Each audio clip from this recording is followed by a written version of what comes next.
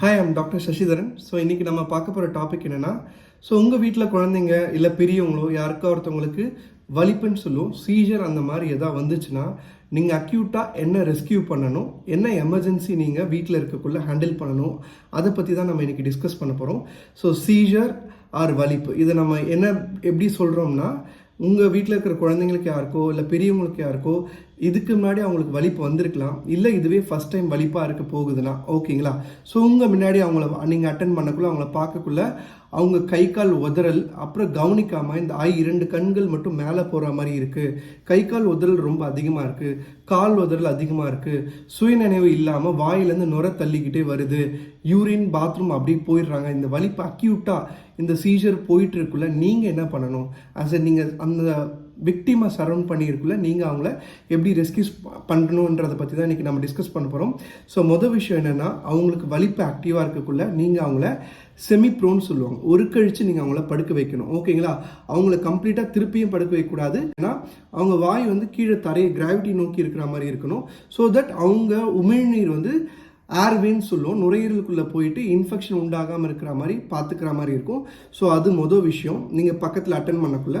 ரெண்டாவது விஷயம் என்னென்னா, வலிப்பு இருக்குன்றதுக்காக நீங்கள் கையில் இந்த சாவி குத்தோ அதுக்கப்புறம் இரும்பு சம்மந்தப்பட்ட ஐட்டமோ இதெல்லாம் கொடுக்காம அவாய்ட் பண்ணுறது பெட்டர். ஏன்னா அந்த காலத்தில் அதை ஃபாலோ பண்ணாங்க, ஆனால் சயின்டிஃபிக்காக அதுக்கு எந்த ஒரு எவிடன்ஸும் இல்லை, அதனால் வலிப்பு நிற்குன்றதுக்கான எந்த ஒரு ஆதாரமும் கிடையாது.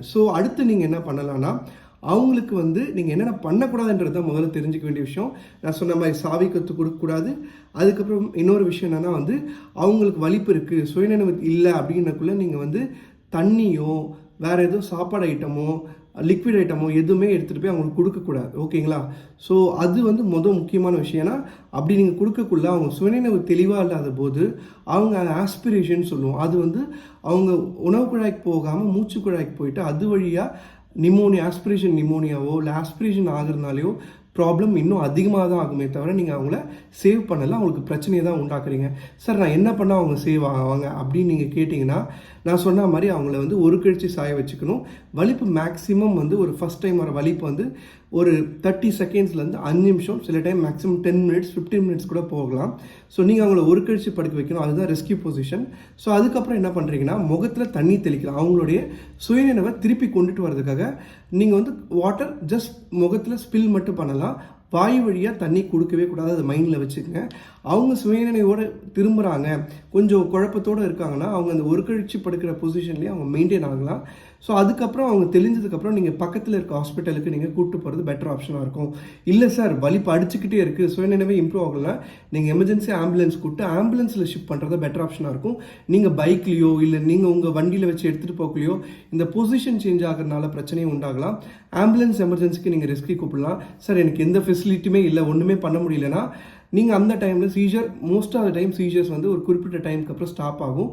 அவங்கள அந்த ஒரு கழிச்சு வச்சுருக்க பொசிஷன்லேயே உங்களுடைய வண்டியோ கார்லையோ இதில் ஒருத்தவங்களை ஏற்றிக்கிட்டு பக்கத்தில் ஹாஸ்பிட்டலில் போய் நீங்கள் அட்மிட் பண்ணுறது பெட்டர் ஆப்ஷனாக இருக்கும். அப்புறம் அங்கே இருக்க டாக்டர் இந்த வலிப்புக்கான காரணம் என்ன, அது எதனால் வருதுன்றதை எவலுவேட் பண்ணுவாங்க.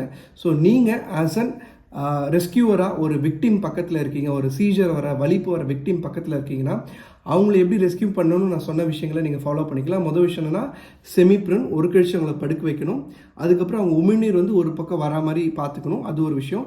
அதுக்கப்புறம் என்னென்னா நீங்கள் வாய் வழியாக எதையும் கொடுக்கக்கூடாது, முகத்தில் தண்ணி தெளிக்கலாம், பட் வாய் வழியாக நீங்கள் எதுவுமே கொடுக்கக்கூடாது. முடிஞ்ச அளவுக்கு இந்த வலிப்பு நின்ன உடனே நியர்பை ஹாஸ்பிட்டல் கூப்பிட்டு போங்க. இந்த சாவி குத்து எல்லாமே அந்த காலத்தில் ஃபாலோ பண்ணது, இப்போ எந்த ஒரு சயின்டிஃபிக் எவிடன்ஸ் இல்லை, சாவி குத்தால் வலிப்பு நிற்காது, அதை நீங்கள் புரிஞ்சுக்கணும். அவங்களுக்கு தேவைப்பட வேண்டியது ஆக்சிஜனும் ஆன்டி எபிலெப்டிக் மெடிக்கேஷன் சொல்லக்கூடிய ஒரு குறிப்பிட்ட மெடிக்கேஷன் ஸ்டார்ட் பண்ண வேண்டியதாக இருக்கும். வலிப்புக்கு நிறைய காரணம் இருக்கலாம், ஃபஸ்ட் டைம் வலிப்பு வர்றவங்களாகவும் இருக்கலாம், இல்லை நோன் கேஸ் ஆஃப் சீஜராக இருக்கலாம், இல்லை அக்யூட்டாக ஃபீவரோட வலிப்பு மெனிஞ்சைட்டிஸ் சொல்லுவோம், மூளைக்காய்ச்சல், அது மாதிரி நிறைய காரணங்கள் இருக்குது. அது உங்கள் டாக்டர் எவாலுவேட் பண்ணுவாங்க. பட் நீங்கள் வீட்டில் ஒரு வலிப்பு பேஷண்ட்டை அட்டன் பண்ணக்குள்ள, ஒரு சீஜர் பேஷண்ட் அட்டன் பண்ணக்குள்ள ஆஸ் எ காமன் மேனாக நீங்கள் தெரிஞ்சுக்க வேண்டிய விஷயங்களை நான் டிஸ்கஸ் பண்ணியிருக்கேன். உங்களுக்கு வேறு எதுவும் சந்தேகங்கள் இருந்தாலும் நீங்கள் இதில் கமெண்ட் பண்ணலாம், நம்ம அதை பற்றி டிஸ்கஸ் பண்ணுவோம். Until then, bye from Dr. Shashidaran.